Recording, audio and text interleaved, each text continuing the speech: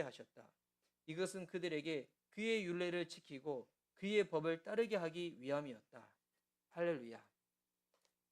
자, 지금 이 시간 요한복음 5장, 6장, 시편 105편을 함께 읽었습니다. 그 중에 오늘 우리 함께 묵상을 나눌 본문은 요한복음 6장 67절에서 71절 부분입니다. 요한복음 이 6장에서는 우리가 너무나 잘 알고 있는 오병이어 기적이 나오죠. 그리고 오병이어 기적 다음에 예수님을 쫓는 수많은 무리들이 있었습니다. 왜냐하면 예수님을 통하여 그들이 배부름을 경험을 하였거든요. 그때 예수님께서는 그들에게 내가 너에게 줄 것은 하늘에서 내려주는 생명의 빵, 그리고 그 생명의 빵은 곧 나 자신이다 라고 이렇게 말씀하십니다. 그래서 옥신가신 예수님과 여러 대화를 하다가 많은 사람들이 떠나가게 됩니다. 그래서 오늘 이 요한복음 6장 67절에서 71절 이 부분은 예수님의 가르침이 어려워서 많은 제자가 떠나가고 난 다음에 예수님이 12제자에게 이렇게 물으시는 장면이에요. 너희도 가려느냐? 여러분, 그 예수님의 제자들에게 너희도 가려느냐라고 말씀하셨을 때 예수님의 그 심정은 어떤 심정이었을까요? 이렇게 수많은 사람들이 다 몰려왔는데, 근데 그들은 그들이 원하는 필요를 내게서 채우지 못하고 그들이 바라는 소원 성취 문제 해결을 얻지 못한다고 생각해서 다 떠나갔다. 근데 너희도 가려느냐? 예수님의 그때 그 마음, 그 심정이 어땠을까? 오늘 이 본문을 또 읽어가며 예수님의 그 마음도 우리 한번 헤아려 보고, 그리고 더 나아가서 베드로는 이렇게 고백하거든요. 영생의 말씀이 예수님께 있음을 고백하면서 동시에 떠나지 않겠다고 고백하지만 예수님은 이들 중에 또 배신자가 베드로 또 배신자가 될 것을 아시고 또 말씀을 하십니다. 베드로가 아니라 제자 중에 한 사람이 배신자가 될 것을 아시고 말씀을 하십니다. 오늘 이 그 짧은 본문이지만 이 대화를 통해서 이 본문을 통해서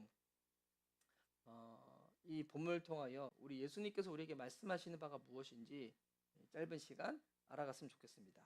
본문이 짧기 때문에 오늘 또 제가 읽으면서 들어가겠습니다. 예수님이 이런 질문을 먼저 던집니다. 67절 말씀 보십시오. 66절부터 제가 한번 읽어볼게요. 이 때문에 제자 가운데서 많은 사람이 떠나갔고 더 이상 그와 함께 다니지 않았다. 그리고 예수님께서 12제자에게 물으셨다. 너희까지도 떠나가려 하느냐? 너희도 떠나고 싶으냐? 이때 예수님이 이렇게 많은 사람들한테 군중에 휩싸여서 인기를 얻고 있는데 갑자기 인기가 폭락한 거예요. 그래서 이것 때문에 마음이 어려워서 제자들한테 너희도 같이 있어 줄래? 이런 심정으로 붙잡고 싶어서 했을까요? 아니에요. 예수님 12제자에게 그들의 이 믿음을 시험하는 거예요. 예수님은 많은 사람들에 휩싸여 가지고 인기를 얻고 명성을 떨치기 위해서 이 땅에 오신 게 아니잖아요. 정말 한 사람이라도 예수님 말씀하는 그 진리의 말씀을 듣고 믿고 구원 얻고 순종하여 주님을 따르고자 하는 그 한 사람의 제자를 만들기 위해서 이 땅에 오신 거잖아요. 예수님은 무리를 원하시지 않습니다. 물론 많은 무리가 참되게 바르게 진실되게 주님을 따라가면 이 좋은 일이지만 혹 많은 무리가 그러지 않더라도 정말 신실하게 단 몇 명의 소수라도 그런 사람을 찾으시는 거죠. 왜냐하면 그냥 얼레 떨레리 그냥 그렇게 주님 따라간 사람을 통해서는 예수님이 바라시는 그 뜻, 꿈이 이 땅에 이루어지지 않습니다. 하지만 단 한 사람이라도 제대로 예수님을 믿고 따르고 우리의 표현으로 예수님께 제대로 미쳐버리면 그 한 사람을 통하여 복음이 전파되어지고 교회가 세워지고 하나님 나라가 부흥하는 거거든요. 마치 사도행전에 나오는 사도 바울처럼 한 사람. 예수님은 그 한 사람을 찾으시는 거예요. 그래서 그들의 믿음을 시험하는 이런 결정적인 질문을 던지는 겁니다. 너희도 떠나려고 하느냐? 너희도 떠나려고 하느냐? 그때 베드로가 이렇게 고백합니다. 68절 69절. 시몬 베드로가 대답하였다. 주님, 우리가 누구에게로 가겠습니까? 선생님께는 영생의 말씀이 있습니다. 우리는 선생님이 하나님의 거룩한 분이심을 믿고 또 알았습니다. 베드로가 이런 고백을 하죠. 베드로는 좀 결정적인 순간에 주요 고백들이 이 복음서에 많이 나오잖아요. 마태복음 16장에도 주는 그리스도시요 살아계신 하나님의 아들입니다. 누구의 고백이었습니까? 베드로의 고백이었죠.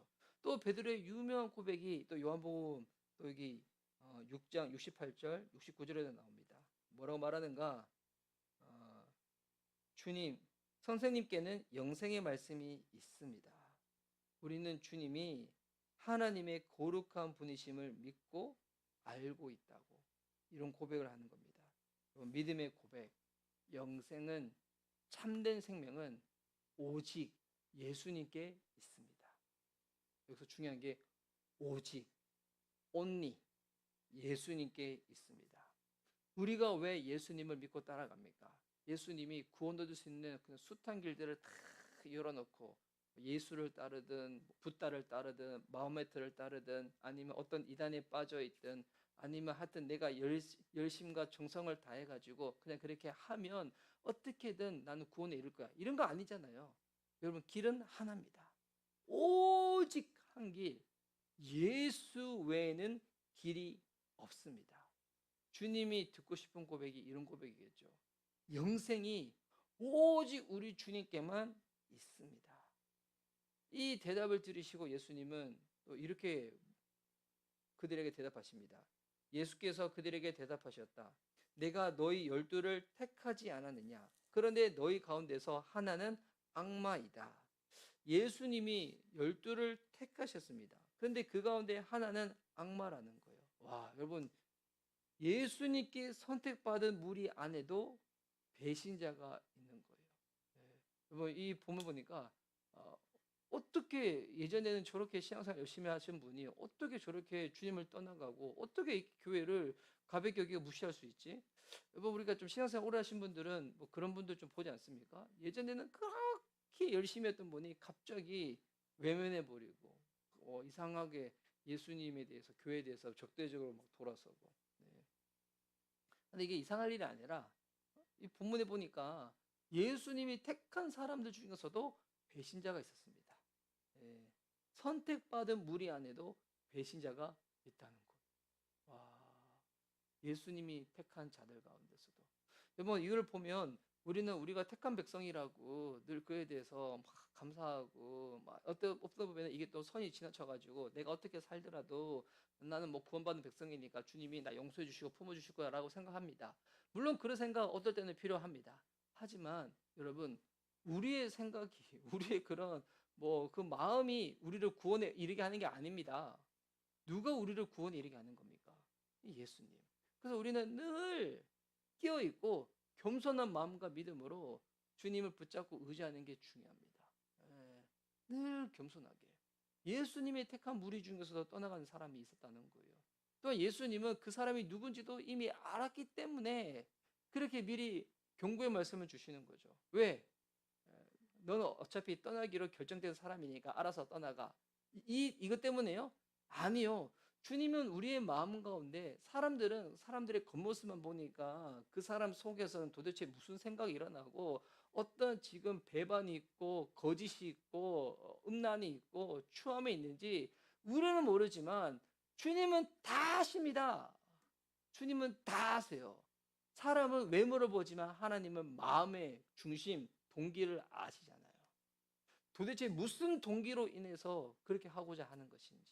그래서 늘 우리가 주님 앞에 나아갔을 때 우리가 정직하게, 솔직하게, 진솔하게 우리의 속내를 다 드러내는 것이 너무나 중요합니다. 왜? 주님은 그거 미워하지 않으십니다. 다 드러내고 주님께 고백하는 거죠. 하나님, 제가 이런 마음과 생각을 가진 참으로 악하고 죄된 사람입니다. 주님, 저 어떻게 합니까?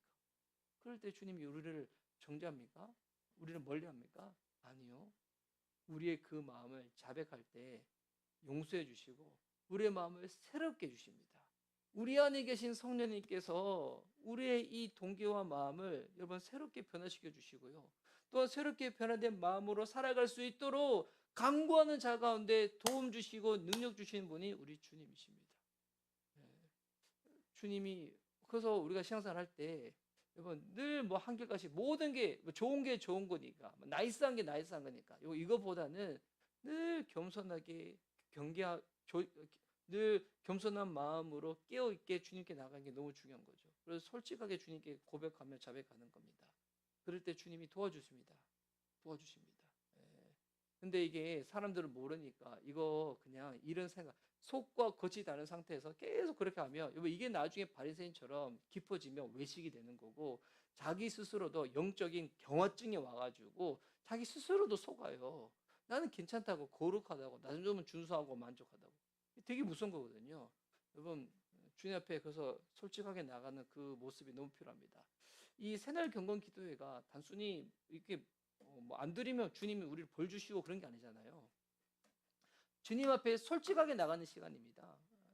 힘들면 힘들다고, 어려면 어렵다고 주님께 고백하고, 하나님 내 마음에 이런 시험이 있어요, 이런 유혹이 있어요, 이런 미움이 있어요, 이런 증오가 있어요, 이런 아픔이 있어요, 이런 죄가 있어요.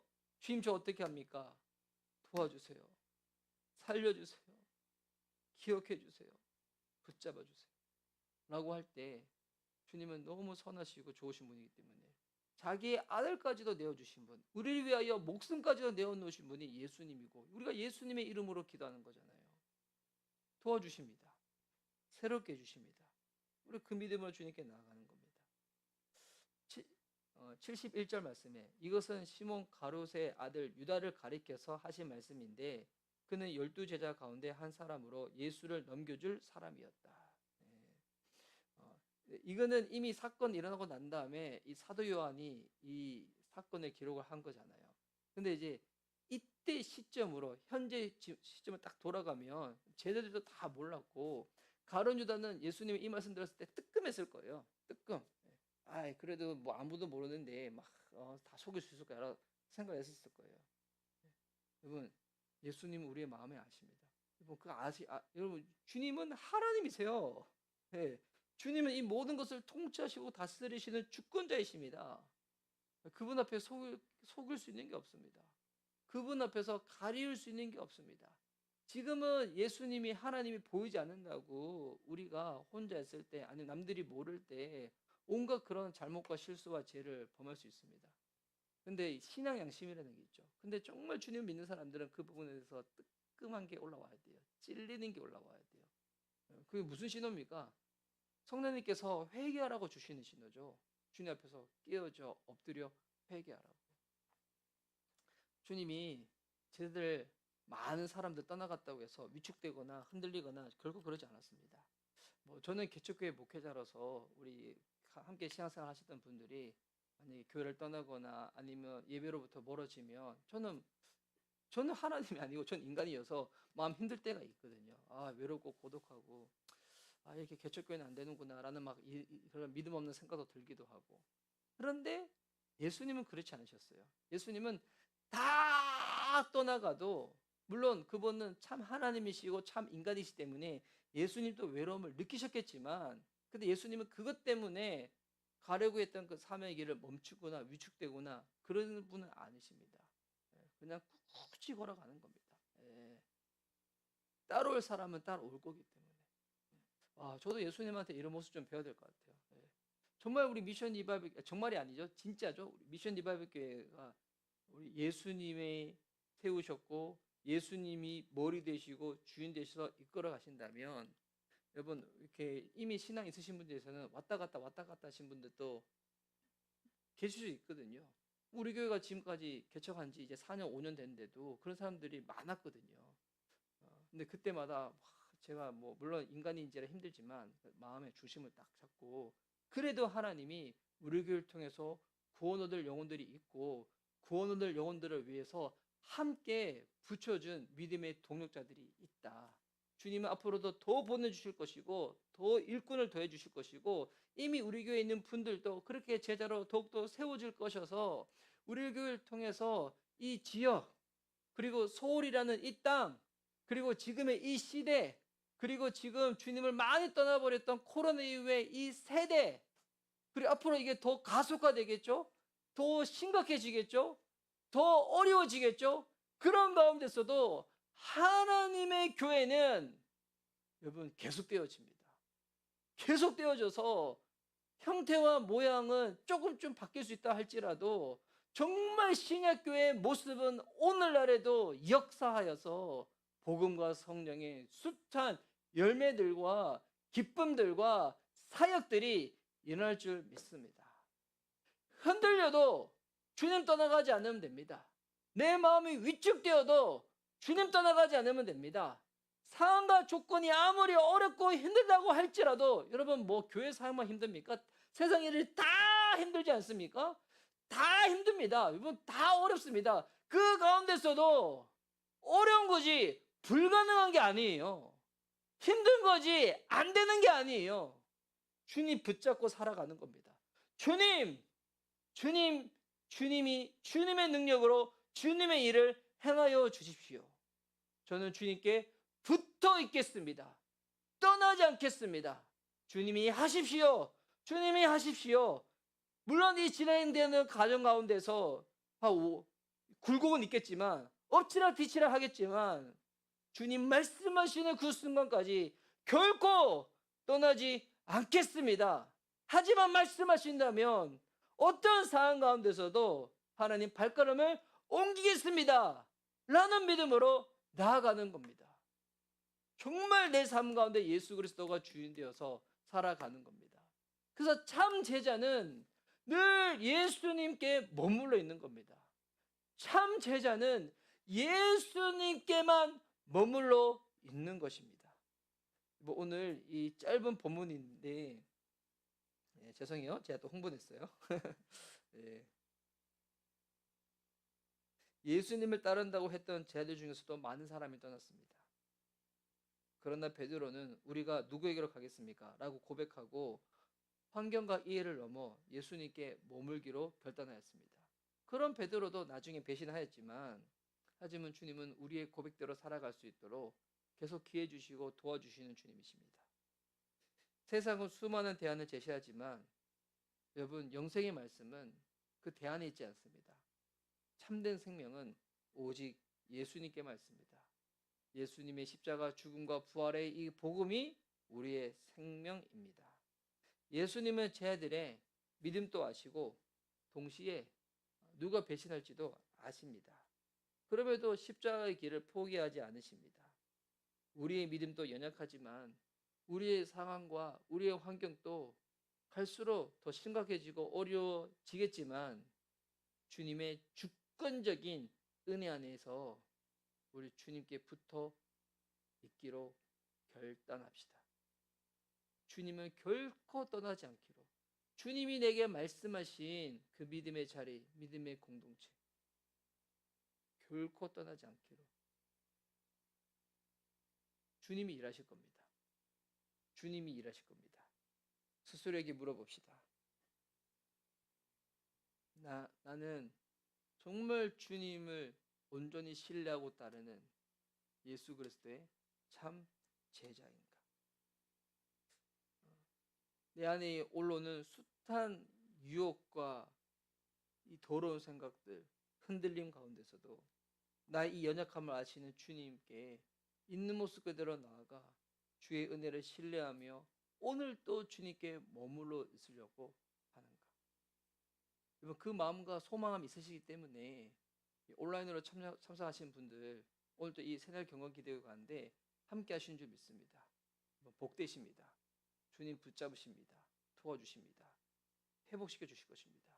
저와 여러분의 회복을 통해서 하나님이 얼마나 좋으신 분이고 살아계신 분이심을 드러내실 것입니다. 오직 이거는 주님의 일이고 주님께만 영광 돌려야 될 일이기 때문에 주님이 우리를 어떻게 보면 그 과정, 이해되지 않는 그 과정을 허락하실 수도 있습니다. 오늘 시간 기도할 때 영생의 말씀이 주님께 있사오니 또한 하나님께서 나를 이 공동체로 불러주셨사오니 떠나지 않겠노라고 주님께 붙어 있겠노라고 말씀하는 그 순간까지 영원토록 주님만 따라가겠노라고 믿음으로 고백하고 다짐하고 기도하며 나아가는 저와 여러분 될 수 있기를 예수님의 이름으로 축복합니다. 아멘.